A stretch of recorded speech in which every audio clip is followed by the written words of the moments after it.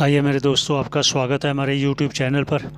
सभी के मंगल की कामना करते हुए आइए हमारा जो पंचदशी पर तत्व विवेक प्रकरण चल रहा है उसके आगे का भाग हम श्रवण करें। महाराज जी के श्री मुख से हम सब मिलकर पुनः सभी के मंगल की कामना करते हुए आइए श्रवण करें।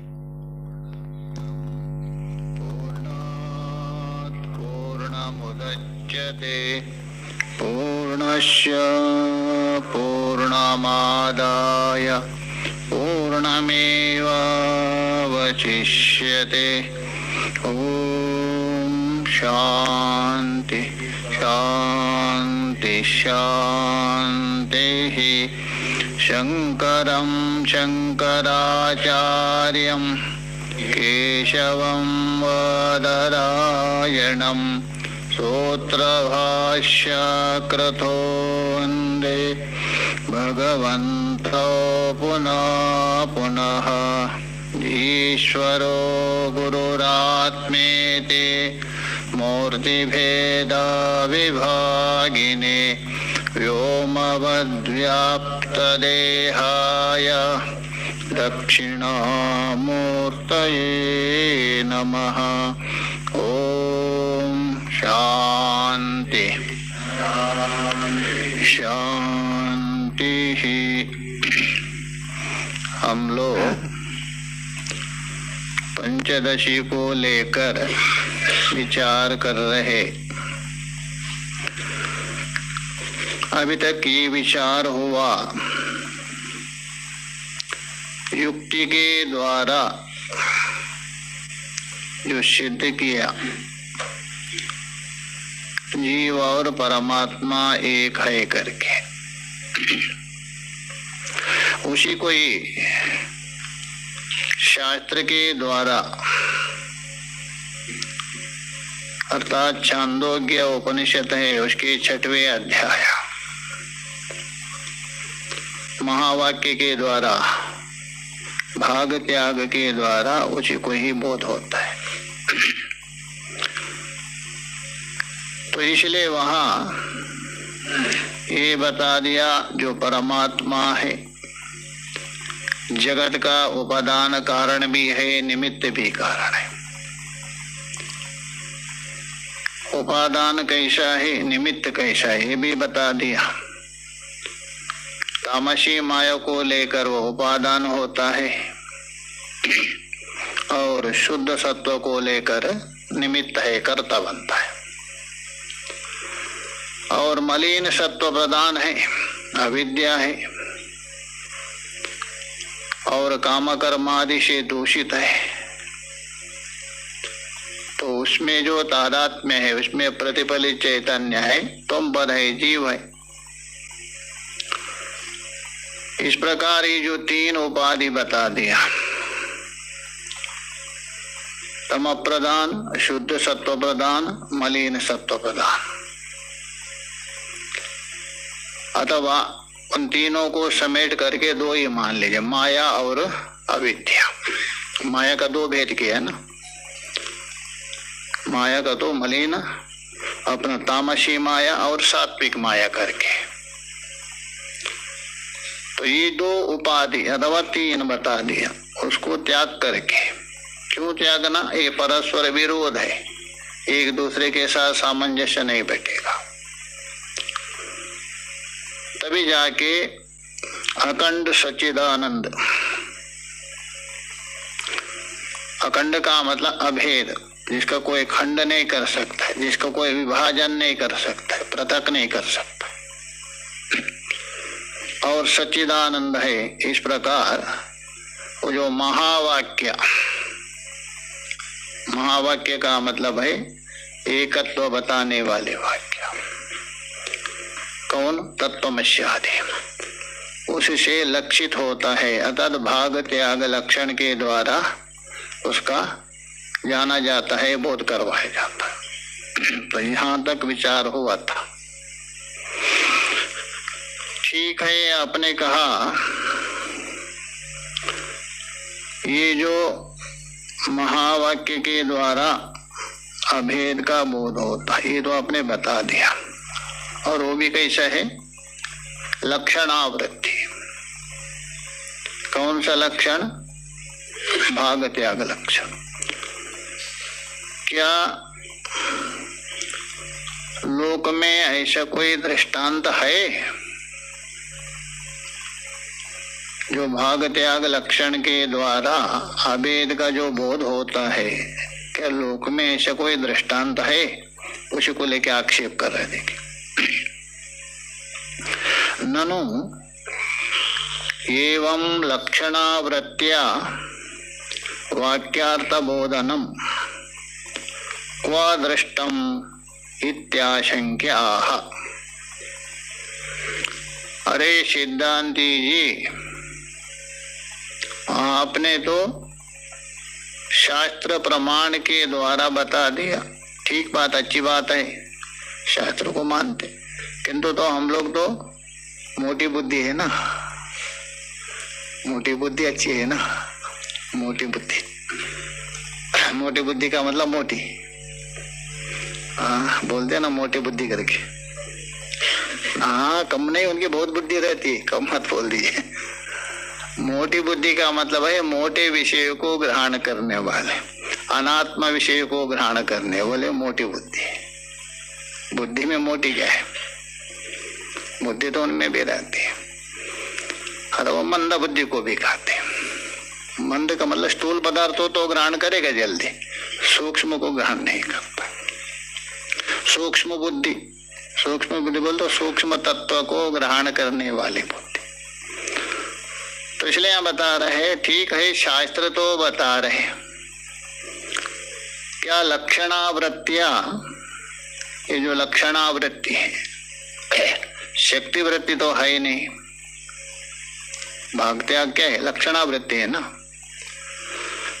तो लक्षणावृत्ति है जगन्य माना जाता है। जगन्य का मतलब है सामान्यतः, एक प्रकार से निंदनीय माना। जहाँ शक्ति वृत्ति के द्वारा बोध ना होता है वही माना जाता है। तो उस जो लक्षणावृत्तिया वाक्यार्थ बोधनम, जो वाक्य का जो अर्थ है, वाक्य प्रतिपादित जो अर्थ है उसका बोध होता है, किससे? लक्षणावृत्ति। क्व दृष्टम, क्व बोल तो कुत्र, कहाँ देखा गया? क्या लोक में ऐसा देखा गया है? लोक में ऐसा प्रसिद्ध है? यदि है तो बताओ। क्व है सप्तम है, किम को क्व आदेश होता है, किमक क्व। कुत्र दृष्टम इति आशंक्य, ये है पूर्व पक्षी की आशंका है। सिद्धांति बता रहे, हाँ अच्छा सुनना चाहते हो सुन ले लो, ये तो प्रसिद्ध है लोक में, ये क्या बड़ी बात है, इसको तो प्रश्न कर रहे हो, ये तो प्रसिद्ध है, सुन ले लो। बता रहे, श्लोक देखिए, सोयम इत्यादि वाक्येषु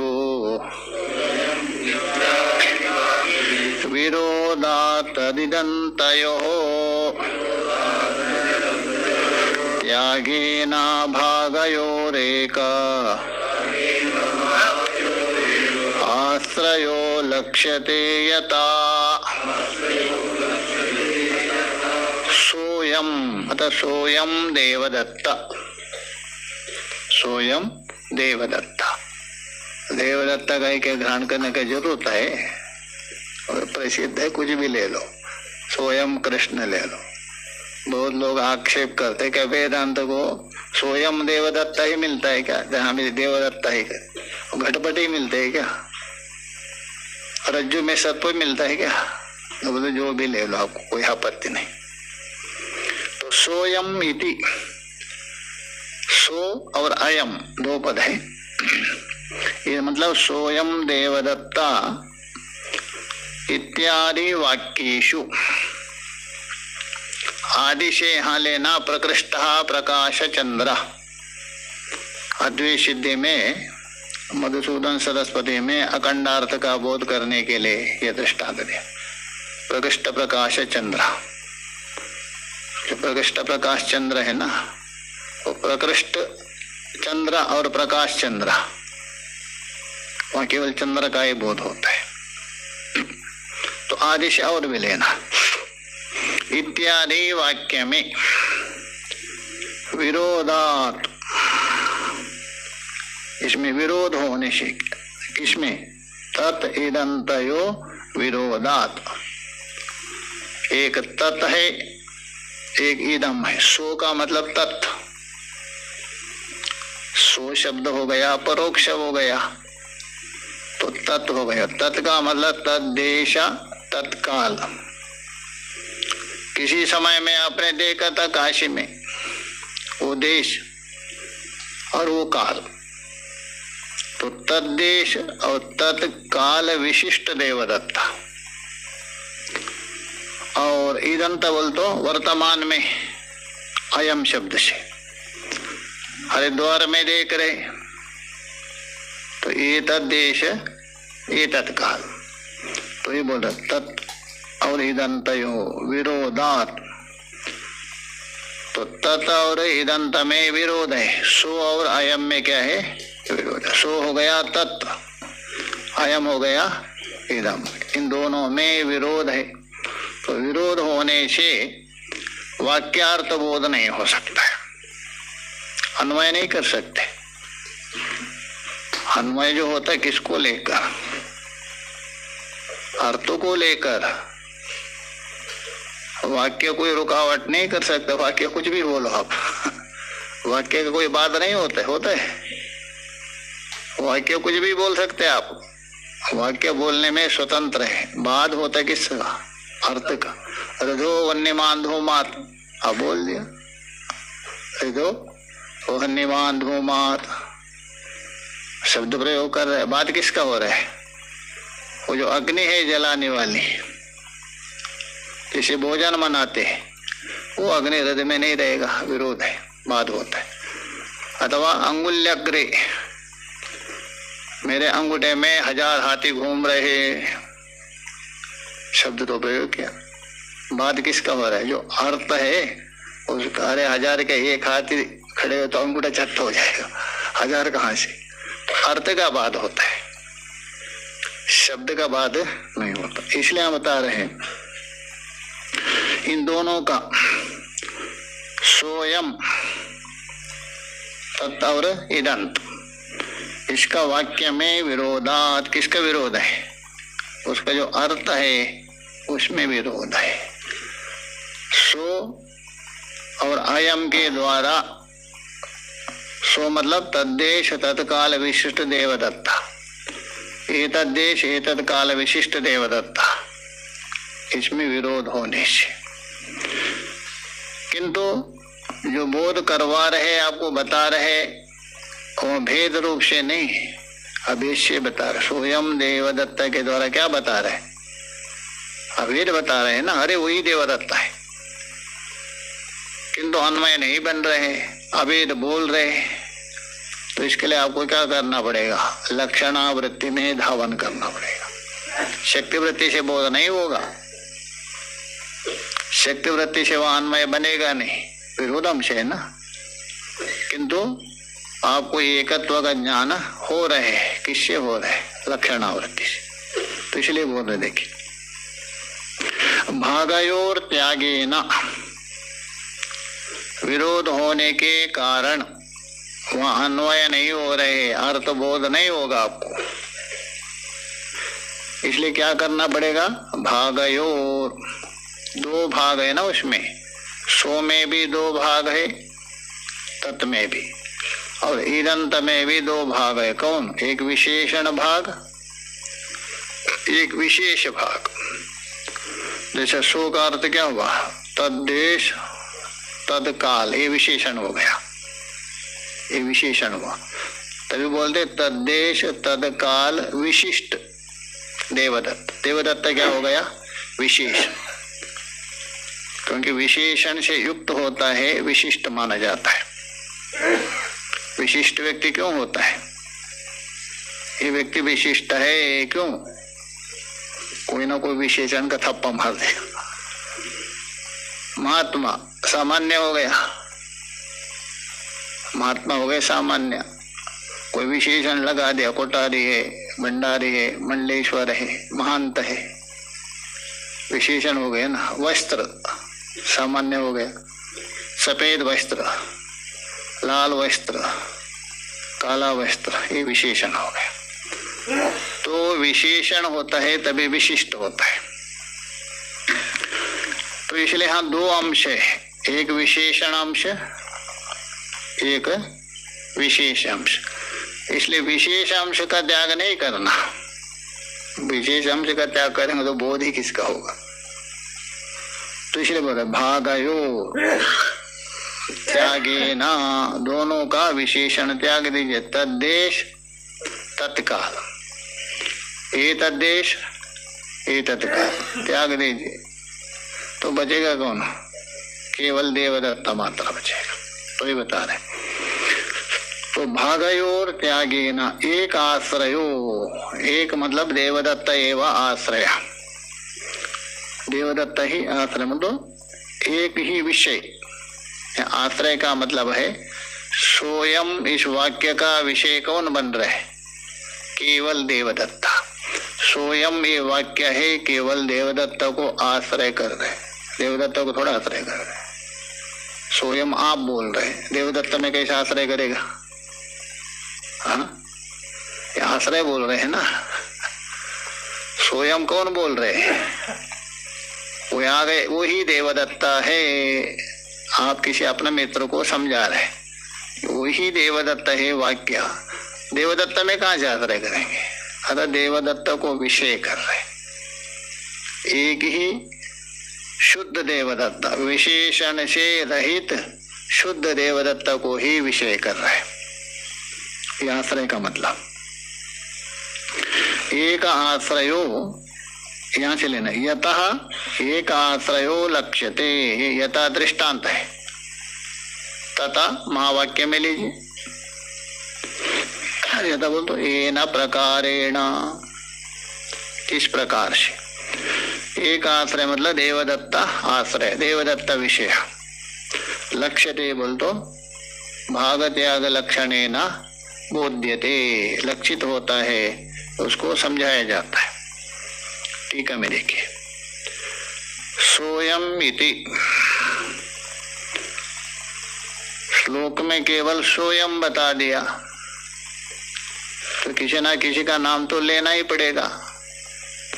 इसलिए ग्रंथकार जो प्रसिद्ध है उसको ही ले रहे।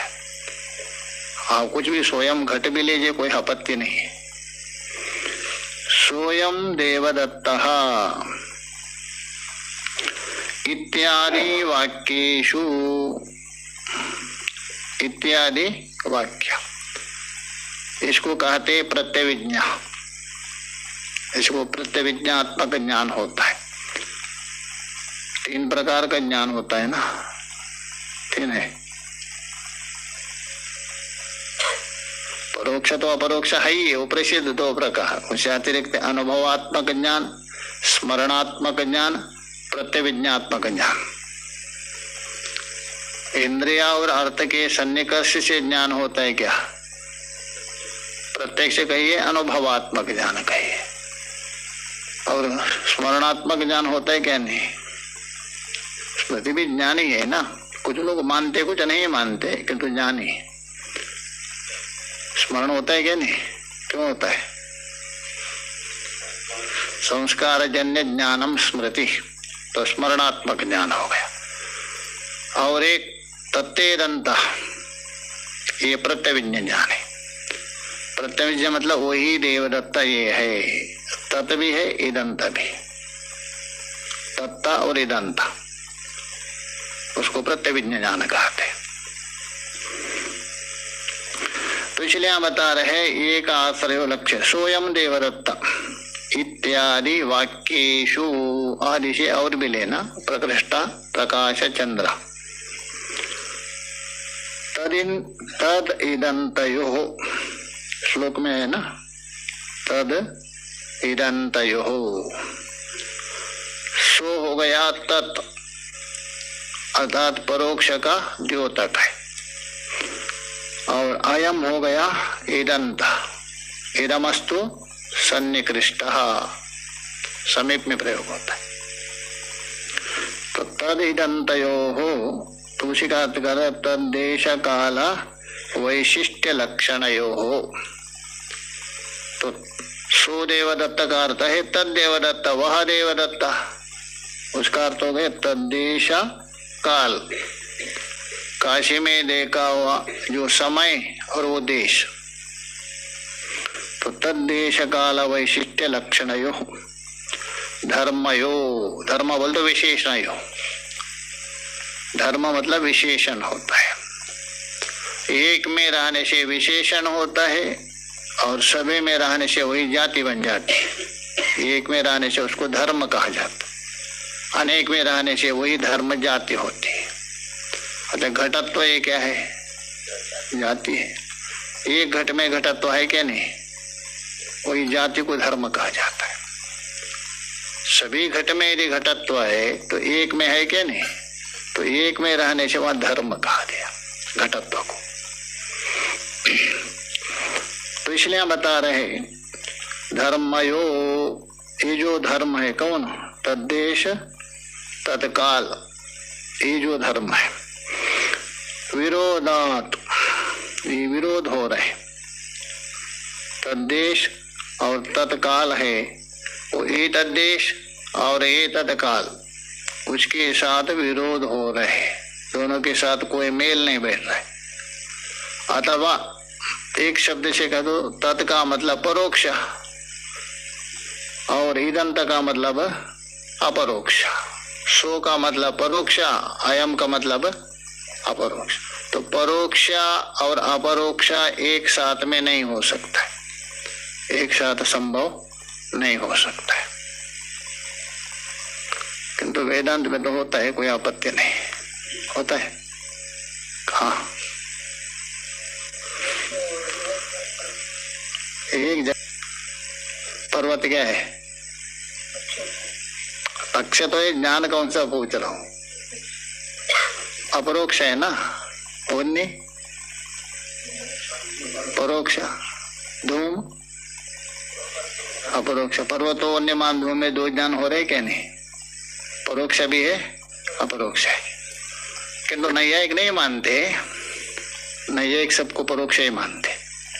वेदांति क्या है? पर्वतम पश्यामि वन्यम अनुमिनोमि, पर्वतम पश्यामि मतलब आपको अपरोक्ष हो रहा है, वन्य अनुमिनोमि मतलब परोक्ष हो गया, इसलिए हो सकता है, कोई आपत्ति नहीं। सुरभि चंदनम, इसलिए होता है, कोई विरोध नहीं। किंतु यहाँ ये दो धर्म है, तद्देश काल, ये तद्देश काल, ये धर्मों में क्या है? परस्पर विरोध है।